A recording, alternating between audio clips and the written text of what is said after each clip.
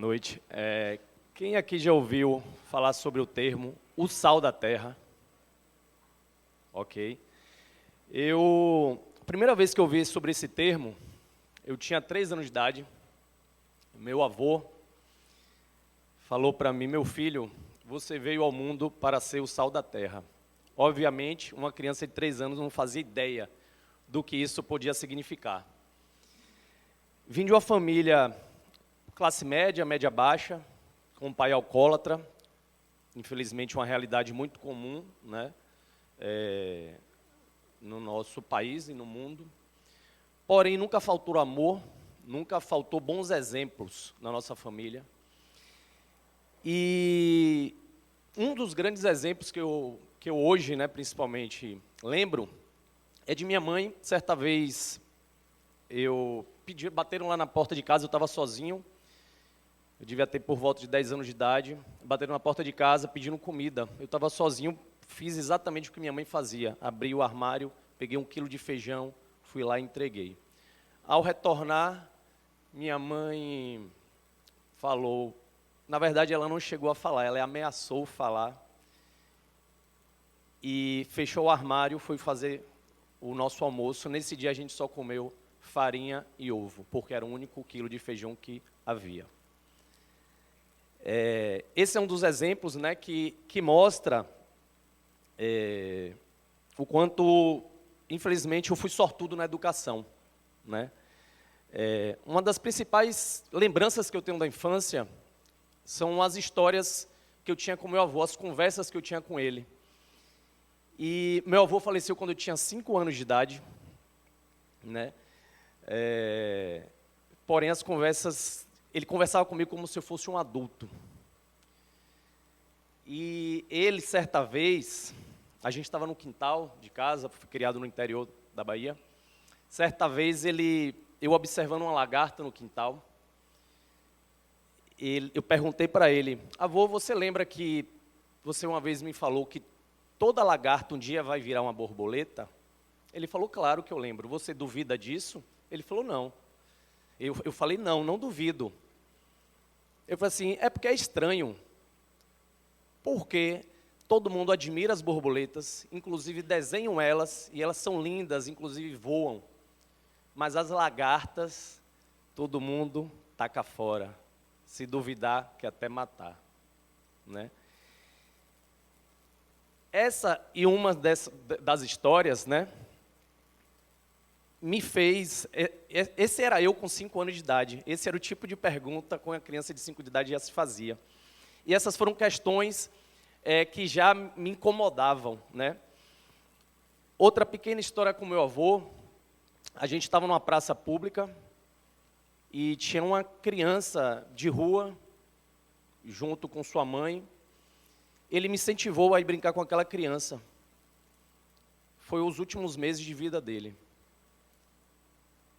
E enquanto eu estava brincando com essa criança, ele ficou conversando com a mãe dessa criança.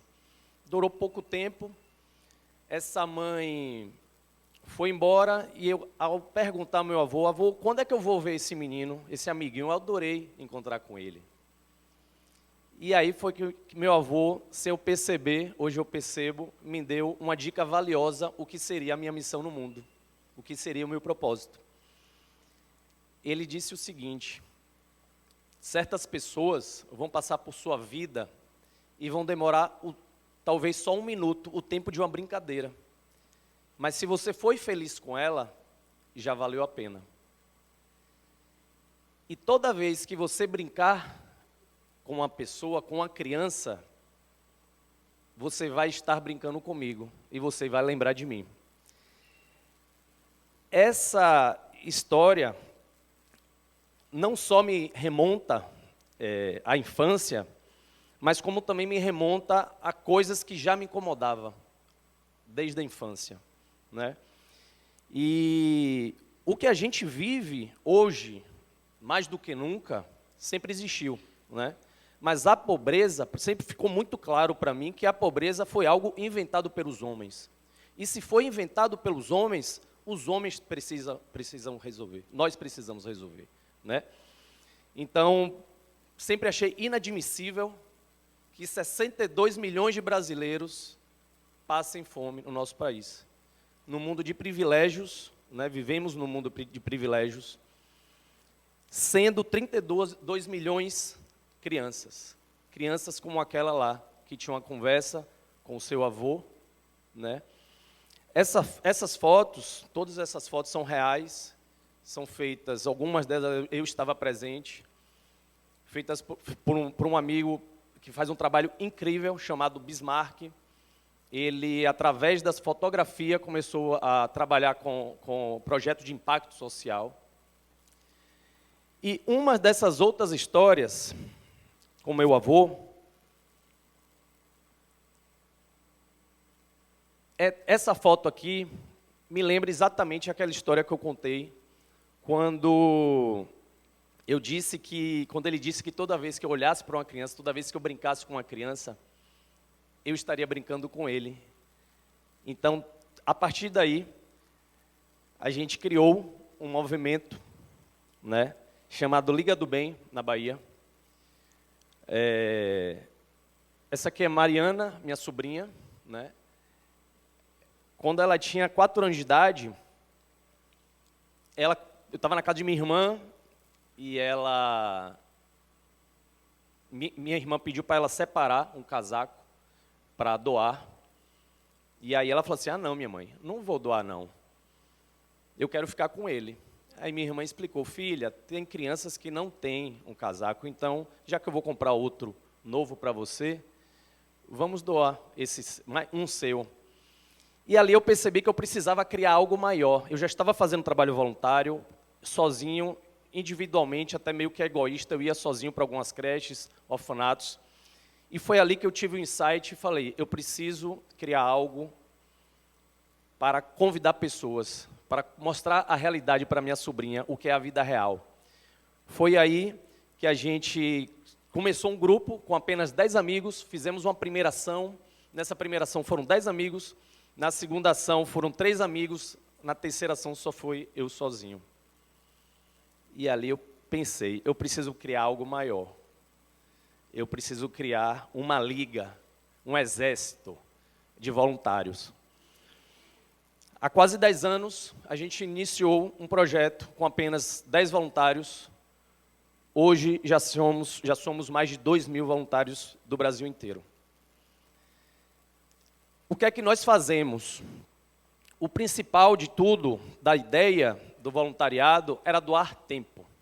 Muito além de levar doações de alimentos, doações de qualquer tipo, né? Porém, eu comecei a frequentar alguns orfanatos, principalmente, e perceber que tinha coisas que ninguém tinha aquele olhar. Um telhado que estava caindo, uma parte elétrica que estava pegando fogo e ameaçando aquelas crianças, aquela creche. Então, começamos a, de fato, mexer nas estruturas e construir creches. Essa foi uma das creches aqui de Salvador, chamada Creche Manildete, que a gente construiu com o nosso movimento.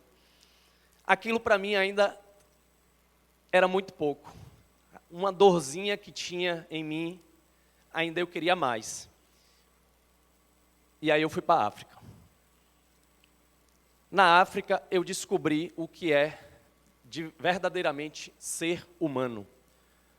Quando o homem chega sem nada e sai sem nada dessa vida. Por que a África? Já que aqui no Brasil tem tanta pobreza.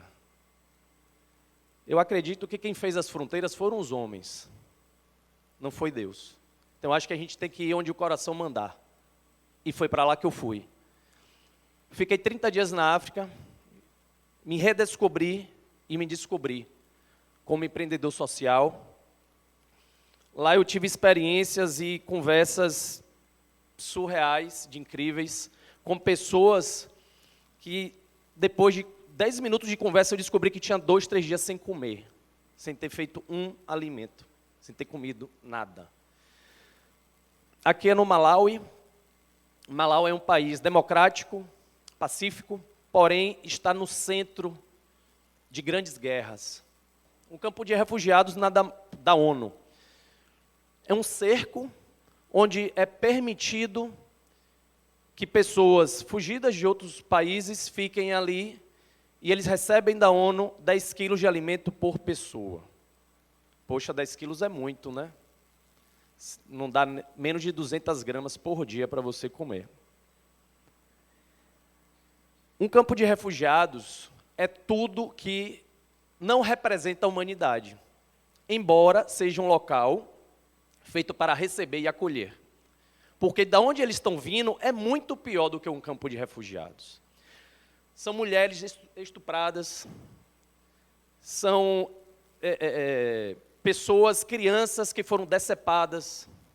Esse é o grupo de voluntários, né, um dos grupos de voluntários. E lá eu aprendi, ainda estamos no Malawi, lá eu aprendi sobre Ubuntu, a filosofia africana chamada Ubuntu, que em poucas palavras quer dizer, eu sou porque todos nós somos. Não existe eu sem vocês e não existe vocês sem mim. A união, né?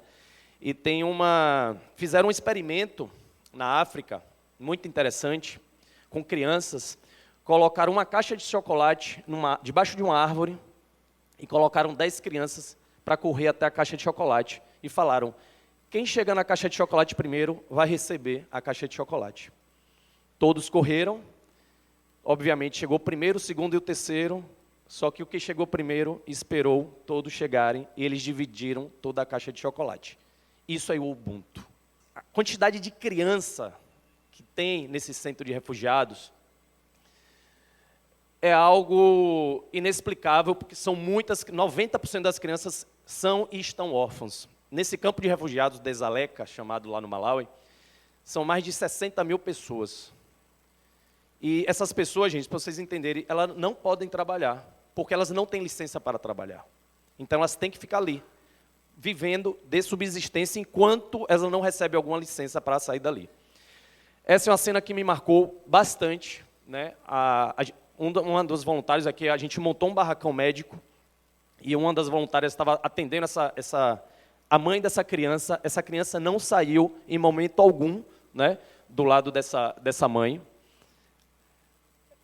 Aqui mostra um pouco como é o campo de refugiados. E aí eu trago um pouco da reflexão desse olhar dessa criança. O que você vê? Eu vejo esperança.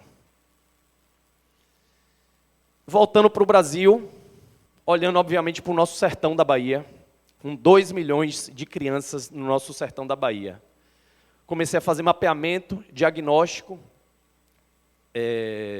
Hoje, mais de 40 cidades já foram mapeadas e identificadas, comunidade de extrema pobreza. Trago mais uma vez essa reflexão com vocês. O que vocês veem nesta foto? Essas crianças moram nesse lixão. Mais uma vez, enxergo a esperança. A partir daí, dessas minhas andanças pelo interior, pelo sertão da Bahia, eu percebi que a gente também podia fazer caravanas, atendimento médico, atendimento odontológico, e comecei a convidar voluntários do Brasil inteiro para vir para cá, né? Então hoje a gente já passamos da 20ª caravana do sertão da Bahia, já atuamos em mais de 30 cidades do sertão, né? E aqui, durante tudo isso, eu queria convidar vocês para todos, por um segundo, me darem a licença para pedir para vocês fecharem os olhos. Foi isso que aconteceu comigo no ano de 2019. Eu fiquei cego, 100% cego. Ocorreu um acidente, caiu acetona nos meus olhos, nos 2 olhos. E queria só mais um segundo de vocês com os olhos fechados. E eu comecei a me perguntar, todos os médicos, foi feita uma junta médica e todos eles unanimemente falaram, você não vai voltar a enxergar. Isso durou 3 meses, mas desde o primeiro dia eu não acreditei neles, porque eu acreditei na missão que eu ainda tinha nesse mundo, no propósito que eu tinha nesse mundo ainda. Porque o que eu acreditava que eu estava fazendo, não sozinho, mas muitos que estão comigo, ainda não tinha nem começado. Queria pedir para vocês abrirem os olhos agora e agradecer. foi isso, essa sensação, um segundo dessa sensação que eu tive de não poder fazer nada, mas eu não parei. A gente continuou nossas caravanas, eu já tinha 2 viagens marcadas para a África, 3 meses após, com passagem comprada, e os médicos falaram, você não vai. Eu falei assim, eu vou, nem que seja vendado. Foi formado uma incrível rede de orações, né, dos voluntários, e o voluntariado salvou a minha vida, gente. Salvou a minha vida, me curou, e eu fui para a África mais uma vez. A minha cura se deu na África. Olha como é que estão meus olhos ainda. Mais uma vez, o voluntariado, a solidariedade, a caridade salvou a minha vida. E pode salvar a de todos vocês. E já vi salvar a de muita gente, inclusive pessoas em processo depressivo, principalmente, e processo de ansiedade. Madagascar é uma cidade, um país extremamente devastado pela fome, né? Crianças com bicho de pé. Veio pandemia, né? Ganhamos o prêmio de empreendedor social do ano. E aqui eu trago a história rapidinha do último... No início eu perguntei se vocês já tinham ouvido falar do Sal da Terra. Esse Delo, um sertanejo, para mim, ele é o sal da terra. Todos nós aqui somos o sal da terra. Delo é um analfabeto que tinha um sonho de ter uma biblioteca na comunidade dele. Em 2020, conseguimos construir a biblioteca na comunidade dele. E construindo essa biblioteca, a gente entregou para a comunidade e hoje a biblioteca já atende mais de 200 crianças na comunidade do Sertão da Bahia de Heliópolis. Fica o convite para vocês para falar do quanto todos vocês aqui, sem exceção, são e devem ser o sal da terra na vida de vocês e de todos ao redor. Muito obrigado.